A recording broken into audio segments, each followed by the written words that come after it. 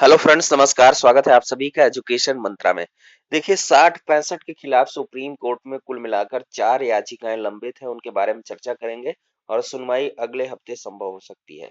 और अधिक अंक पाने वाले अभ्यर्थियों का जो विरोध है वो काफी तेज हो गया है। भर्ती में यहाँ तक कि अनियमितता के आरोप लगाए जाते हैं और आंसर की ओवरलैपिंग मुद्दे पर भी गतिरोध देखने के लिए मिल रहा है। तो वीडियो को लाइक एंड शेयर कर दें और चैनल पर नए हैं तो सब्सक्राइब करके बेल आइकन को भी प्रेस कर दें, जिससे कि लेटेस्ट वीडियोस की नोटिफिकेशन आप सभी तक मिलती रहे। तो चलिए वीडियो को यहीं पर स्टार्ट करते हैं और सबसे पहले बात करते हैं 60-65 के खिलाफ डिवीजन बेंच में लंबित 4 याचिकाओं के बारे में।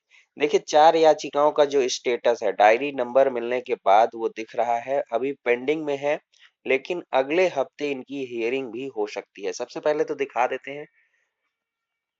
देखिए, इसके पहले बता लें कि सर्कुलर एक जारी हुआ है सुप्रीम कोर्ट ऑफ इंडिया से कि it is hereby circulated for information of all concerned that as requested by the bar and in terms of recommendation of honourable जजेस कमेटी इन दैट रिकॉर्ड। यानी कि कुल मिलाकर जो high court supreme court की छुट्टियां हैं 18 मई से 19 जून तक की, वो सारी की सारी सुप्रीम कोर्ट की समर वैकेशंस को खत्म कर दिया गया है। Be rescheduled and declared as a period of functioning of honourable court.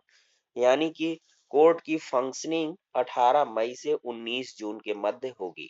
Supreme court खुली रहेगी, उसमें किसी भी प्रकार के जो भी मैटर आएंगे उनकी सुनवाइयां की जाएंगी। अदरवाइज ये पहले क्या होता था, इस पीरियड में छुट्टियां रहती थी, लेकिन कोरोना संकट के चलते जो स्थितियां प्रभावित हो गई थी तो उनको रिज्यूम करने के लिए, चूंकि बहुत सारी याचिकाएं मामले लंबित चल रहे हैं, तो इस वजह से ये 18 मई से 19 जून तक सभी मैटर्स की सुनवाइयां होंगी।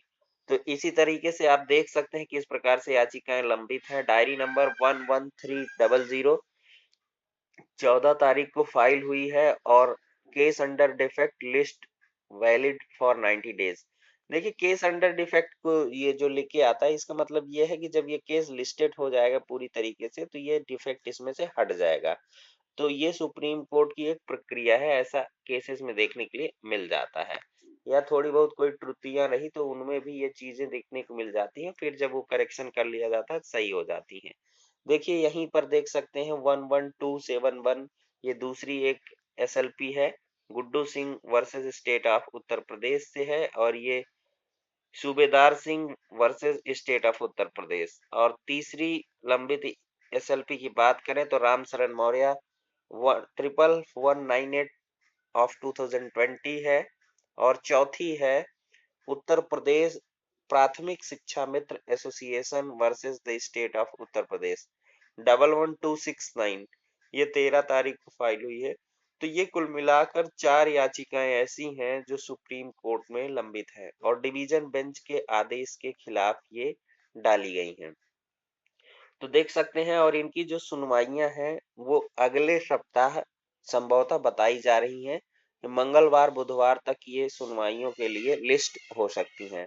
तो अभी तक कोई लिस्टिंग इंफॉर्मेशन नहीं है। जैसे ही ये जिस डिवीजन बेंच में या जिस संबंधित बेंच में ये वहां पर जाएंगी तो इसकी इंफॉर्मेशन आप सभी तक उपलब्ध करवा दी जाएगी। इसमें ये क्या है कि और याचिकाएं अभी आने की जो है गुंजाइश है, क्योंकि रिजवान एंड टीम की तरफ से अभी कोई भी संभवतः याचिका का डायरी नंबर अभी सर्कुलेट नहीं हुआ है, ना वो इंफॉर्मेशन कहीं से बताई गई है। तो उस टीम के द्वारा भी आर के सिंह साहब से शायद वो फाइल की जाएंगी उनके माध्यम से। तो वो जब आ जाएंगी, उनका डायरी नंबर जनरेट हो जाएगा, तब उस पर चर्चा कर ली जाएगी कि किस बेंच में कैसे किस प्रकार से वो मैटर सुनवाई के लिए लिस्ट होगा। तो ये सारे के सारे तो हाल हैं सुप्रीम कोर्ट के, जिसमें कि 60-65 को लेकर, यानी कि डिवीजन बेंच के आदेश को चुनौती दी गई है और कहीं ना कहीं डिवीजन बेंच के आदेश पर स्टे लेने की कोशिश है। और वहीं राज्य सरकार की तरफ से कैविएट तो डाल दी गई है, लेकिन अन्य जो उसके बाद की अपडेट्स हैं वो किसी भी माध्यम से प्राप्त नहीं हो रही हैं कि शासन स्तर से क्या कुछ आखिरकार तैयारियां चल रही हैं। लेकिन बेसिक शिक्षा मंत्री जी ने साफ तौर पर कहा है कि वो किसी भी प्रकार से 60-65 डिवीजन बेंच के आदेश के बचाव के लिए प्रतिबद्ध हैं और इसके लिए शासन स्तर से आगे समय में अगर पैरवी भी करनी पड़ेगी तो वो करेंगे, कैविएट उनके द्वारा डाल दी गई है। तो देखते हैं क्या कुछ चीजें निकल के आएंगी। और इधर देखें दूसरी अपडेट के बारे में, तो अधिक अंक वाले अभ्यर्थियों का, ऐसे अभ्यर्थी जो बहुत ज्यादा अंक प्राप्त किए हैं, ऐसे अभ्यर्थियों का जो विरोध है वो सोशल मीडिया प्लेटफॉर्म पर काफी तेजी से देखने के लिए मिल रहा है। वहीं पर कुछ न्यूज चैनल्स के संवाददाताओं के द्वारा इनका इंटरव्यू लेने जैसी या इनसे बात करने जैसी भी खबरें निकल के आ रही हैं। लेकिन जो बहुत ज्यादा अंक प्राप्त किए हैं, तो ऐसे अभ्यर्थियों के जो मोबाइल नंबर वगैरह हैं वो बंद आ रहे हैं। ये चीजें निकल के आ रही हैं और अभ्यर्थियों द्वारा लगातार ये मांग की जा रही है कि भर्ती में अनियमितताएं हैं, जिस वजह से इतना अप्रत्याशित परिणाम देखने के लिए मिला है। तो ये इस प्रकार से सोशल मीडिया प्लेटफॉर्म पर विरोध किया जा रहा है अभ्यर्थियों के द्वारा कि कहीं न कहीं जो अधिक अंक प्राप्त किए उनकी जांच करवाई जाए या उनके मामले में संज्ञान लिया जाए कि किस प्रकार से ऐसे संभव है। तो ये सारी की सारी चीजें निकल के आ रही, वहीं पे कुछ लोगों के द्वारा भर्ती प्रक्रिया में केस करने की भी तैयारियां चल रही हैं, लेकिन अभी पटल पर कोई चीजें निकल के नहीं आ रही हैं। ये सब चीजें सोशल मीडिया प्लेटफॉर्म पर ट्विटर आदि के जरिए से इनका विरोध तेज है और अनियमितता के भी आरोप बार बार अभ्यर्थियों के द्वारा भर्ती प्रक्रिया पर लगाए जा रहे हैं। वहीं अगर बात करें तो आंसर की और ओवरलैपिंग प्रकरण पर भी अभी कोई केस पटल पर देखने के लिए नहीं मिला है। ग्राउंड लेवल पर कई सारी चीजें चल रही हैं, सोशल मीडिया प्लेटफॉर्म पर भी बहुत सारी चीजें निकल के आ रही हैं। देखिए आंसर की प्रकरण पर ये चीजें हैं कि अर्जेंसी एप्लीकेशन कुछ एक जो फाइल की गई उनकी एक्सेप्टेंस क्लियर हो गई है, लेकिन ई फाइलिंग की अभी तक सूचना नहीं आई है।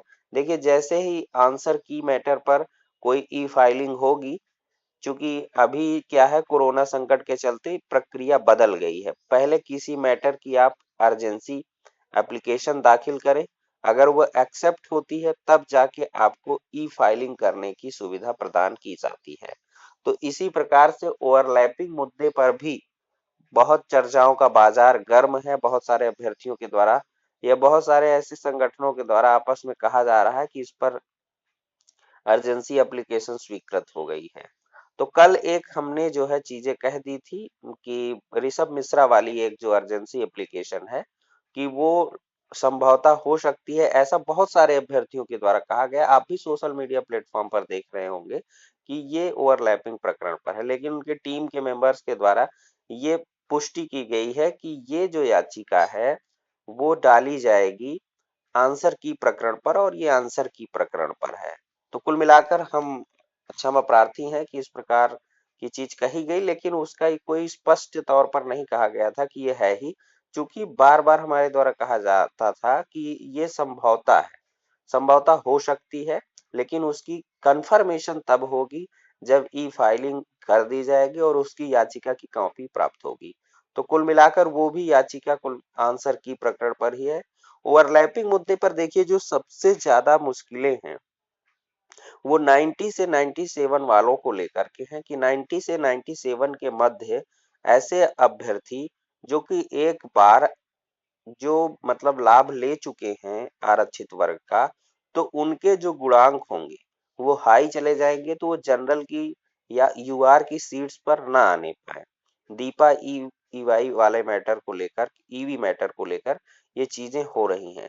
लेकिन यहाँ पर देखने वाली बात ये है कि जो अन्य सामान्य अभ्यर्थी होगा, जैसे सामान्य अभ्यर्थी का मतलब ये है बीएड बीटीसी होगा, अगर वो 90 से 97 के मध्य अंक प्राप्त किया होगा तो अवश्य ही उससे जो अधिक अंक अर्जित किया है 97 प्लस वाला, वो हमेशा उससे आगे ही रहेगा, उसको वो पीछे कर ही नहीं पाएगा। लेकिन क्या है कि अगर वहीं पे कोई शिक्षा मित्र की स्थिति है 90 से 97 के मध्य है, तो उसने अगर जो है आरक्षित वर्ग से लिया है लाभ, तो उसका जो गुणांक होगा वो काफी हाई होगा, क्योंकि 25 अंक भारांक बाद में ऐड किया जाता है। तो इस प्रकरण पर अभ्यर्थियों द्वारा विरोध जताया जा रहा है और ऐसे अभ्यर्थियों को रोकने की तैयारी है कि कहीं न कहीं इनको उनके ही आरक्षित वर्ग में सीटें दी जाएं। तो ये सारी की सारी चीजें हैं जो निकल के आ रही हैं। लेकिन क्या है कि अभी ओवरलैपिंग मुद्दे पर स्पष्ट तरीके पर कोई भी इंफॉर्मेशन नहीं है कि इस पर याचिका फाइल की गई या अर्जेंसी एप्लीकेशन दाखिल की गई। जैसी भी ऑथेंटिक इंफॉर्मेशन निकल के आएगी, सूचना प्राप्त होगी, वैसे ही आपको अपडेट करवा दिया जाएगा। लेकिन यहाँ पर ये है कि हमारे देखिए हमेशा कहने का मतलब ये रहता है कि कई प्रकरणों से गुजरते हुए इतने लंबे संघर्ष के उपरांत ये भर्ती इस मोड़ पर पहुंची है कि 6 जून को आपको नियुक्ति पत्र मिलने वाले हैं। तो ऐसे में अब भर्ती प्रक्रिया ये बाधित ना हो और जल्द से जल्द सभी को नियुक्ति पत्र मिल सके, इस वजह से हर एक मैटर के बारे में आप सभी को जानकारी उपलब्ध करवाई जाती है कि संबंधित के प्रकरण में संज्ञान लें और उसकी तहकीकात करें, किस प्रकार से कैसी चीजें घटित हो रही हैं और जिन अभ्यर्थियों का भी चयन हो रहा है तो एग्जिट होकर एक प्रतिबद्धता दिखाएं, मुहिम चलाएं कि अब ये जो मौका आया है ये हाथ से न फिसलने पाए और जल्द से जल्द सभी को नियुक्ति पत्र मिले और सभी अध्यापन कार्य कर सके, अपने प्राथमिक विद्यालयों में संबद्ध हो सके और बेसिक शिक्षा विभाग को 69,000 शिक्षक मिल सके, जैसा कि शासन की मंशा है। शासन भी स्पष्ट तौर पर ये तैयारी कर चुका है, माइंड मेकअप कर चुका है कि उन्हें जो है जल्द से जल्द 69,000 शिक्षक बेसिक शिक्षा विभाग को उपलब्ध करवाने हैं।